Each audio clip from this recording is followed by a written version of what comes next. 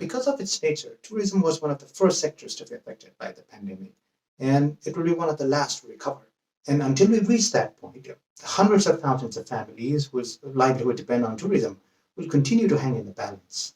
So we set ourselves two objectives for C2M2 Kathmandu.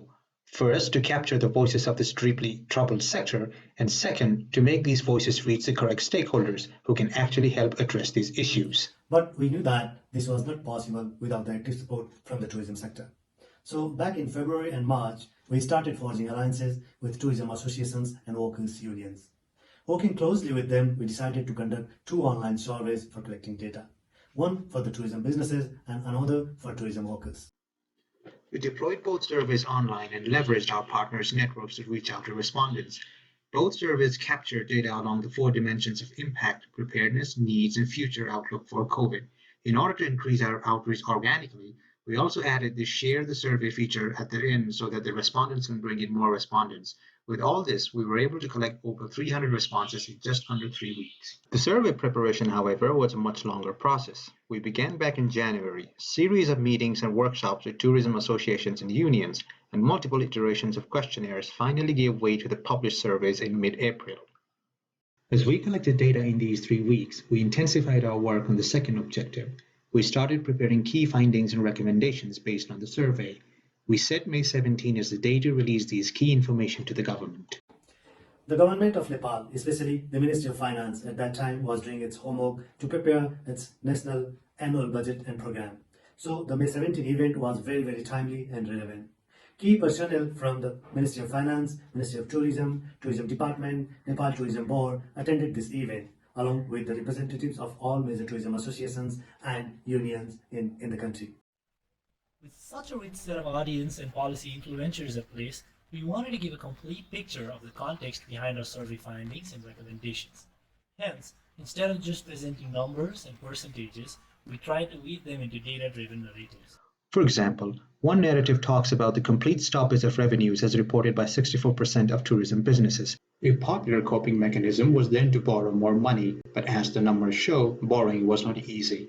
And when asked for preferred financial assistance, many preferred long-term subsidized loans compared to non-collateral short-term loans. This narrative then led to the inclusion of this recommendation in our May 17 presentation. In order to curate and communicate these context-based narratives to a wider audience, we've compiled them on a website too. Each of these narratives try to tell a fuller story of COVID's impacts, the needs that have generated thereof, and what should be done next. The idea is to present a holistic picture to the policymakers and decision makers and to minimize the risk of looking at particular statistics in isolation. And we've also tried to back our narratives with the anecdotal stories which we've collected from the ground. Surveys give us numbers and statistics, but we also wanted to give these numbers a human context. Our in-person interviews with the tourism entrepreneurs and workers help us do exactly that. Sainladai here owns a shop in Tamil, a tourist hotspot in the heart of Kathmandu. He started working in tourism when he was 13, but after giving 3 decades of his life to tourism, COVID has forced him unfathomable questions at the likes of him. He says, "At one point, me and my wife thought of buying a cart to start selling vegetables instead, but buying the cart meant giving up on 2 weeks of food and supplies. We simply couldn't afford it." Online stories often fail to capture such nuances and subtleties, so through these stories we hope to draw attention to thousands of similar stories on the ground. For the past 2 months we've been publishing such stories online. Our goal is to spread these stories with the hope that concerned stakeholders will pick them up and use them to inform their advocacy and actions. The litmus test of our efforts was the national budget released on May 29. Out of the 24 recommendations, 15 have made it to the national budget. While we do not claim the sole causality for the inclusion, but it does reflect on the relevance and usefulness of the efforts that C2M2 Kathmandu has put in over the last 9 months.